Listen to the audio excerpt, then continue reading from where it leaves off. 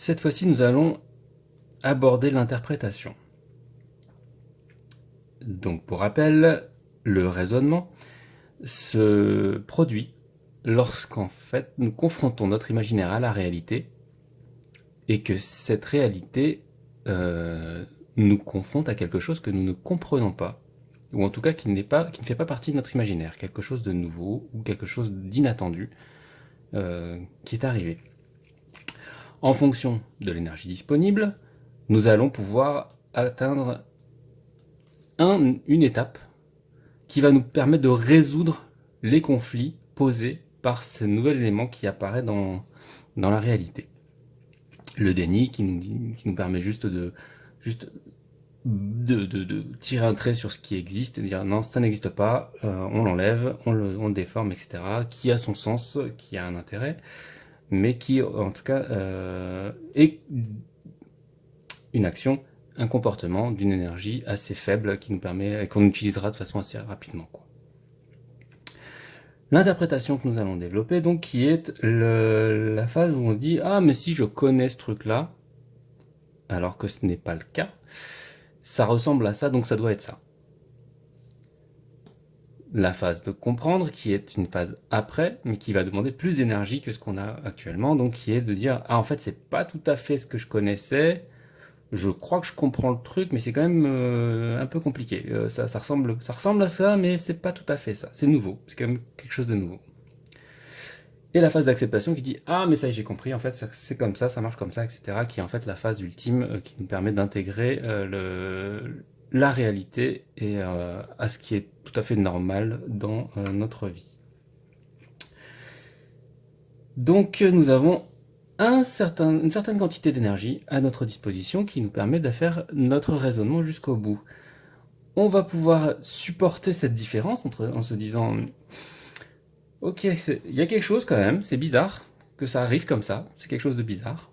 Je vais pas l'effacer, c'est par exemple ma bibliothèque, j'ai mon livre, il est trié de façon différente, c'est pas le tri que j'attendais, c'était un tri par ordre alphabétique normalement. Or, ce livre-là, il n'est pas là, donc en fait, ma bibliothèque n'est plus ordonnée par ordre alphabétique. Je vais regarder la date, je vais chercher pourquoi. Je vais regarder, par exemple, la date de publication de ce livre. Puis je vais regarder la date de publication qui arrive avec le livre d'après. La date de publication du livre qui est avant. Donc j'ai pris plus d'énergie que de ranger le livre à sa place en termes d'ordre alphabétique. Puisque je fais une analyse, j'essaie de chercher. Et je me rends compte que ces dates de publication sont dans l'ordre.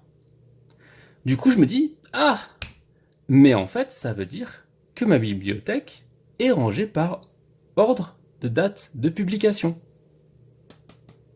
C'est une interprétation. Pourquoi? Parce que si je commence à faire la vérification sur l'ensemble des livres de ma bibliothèque, je vais me rendre compte que non, ils sont tous triés par ordre alphabétique, c'est juste ce livre-là qui n'est pas trié par ordre alphabétique et qui a été placé à un endroit qui, comme par hasard, puisque j'ai créé l'exemple, est rangé entre deux dates qui correspondent. Et c'est cette interprétation, cette espèce de petite analyse qu'on fait parce qu'on a un petit peu d'énergie en plus, qui va nous faire avoir un raisonnement un peu erroné. Mais l'avantage, qui ne va absolument pas faire appel à notre réflexion et à notre pensée, qui va rien modifier dans notre imaginaire, qui va conserver l'imaginaire en se disant bah oui, bah, y a des tris par ordre chronologique ou par ordre alphabétique, et non, et qui ne va pas, voilà, ça existe, on le sait déjà, enfin on n'a pas besoin d'en créer quelque chose de nouveau dans notre imaginaire pour comprendre ce tri. Et donc, on va garder carrément, contrairement au déni où on va se dire, on va reprendre le livre et le placer au bon endroit pour reconformer la réalité à l'imaginaire, cette fois-ci, le livre va rester mal rangé. Donc, on va se dire, la bibliothèque est rangée par ordre de date de publication. Et là, l'imaginaire est complètement faux, c'est-à-dire que la plupart des livres ne sont plus du tout triés correctement. Donc, on a vraiment créé quelque chose de faux dans notre esprit. Et donc, c'est pour ça que ce qu'on a en tête, occulte, cache, masque, déforme la réalité. Mais sans déformer la réalité réellement, ça déforme notre vision qu'on a de la réalité, du rationnel, de quelque chose qui a lien avec la réalité. Donc nous avons des mots qu'on a récupérés déjà. C'est par exemple, vous allez voir une machine et vous allez vous dire, tiens, elle doit fonctionner de cet ordre-là, de cette façon-là, et vous allez mal l'utiliser. Parce qu'en fait, vous croyez que c'est une machine qui marche comme vous l'imaginez, mais en fait, elle ne marche pas comme vous l'imaginez, elle ne sert pas à ce que vous pensez. Et donc, vous allez l'utiliser, mais vous allez mal l'utiliser. Ça va être mal fait. Et par exemple aussi, vous discutez avec quelqu'un, il n'est absolument pas de votre avis. On est absolument en désaccord total. Et vous pensez que non, mais en fait, cette personne doit être folle. Cette personne doit être une menteuse. Cette personne doit être déséquilibrée. Et donc, vous vous méprenez sur les gens. La méprise et le mépris qui vient avec, qui sont le résultat en fait d'une interprétation de la réalité. Parce que si ça se trouve, la personne qui est pas du tout d'accord avec vous est tout à fait rationnelle. Elle donne des exemples qu'elle a vécus, elle donne des exemples qui sont cohérents, logiques, mais qui ne correspondent pas à ce que vous êtes capable d'imaginer. Donc, l'interprétation est intéressante, parce que je vous en fais un portrait très désagréable, mais ce qui est intéressant, c'est que vous rencontrez par exemple 4 fois la même personne, qui vous parle de la même façon, etc., qui a la même façon de s'habiller, etc.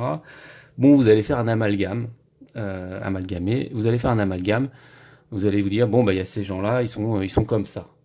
À 80%, vous avez raison sur ce que vous allez avoir comme impression. Il n'y a pas besoin d'être Einstein.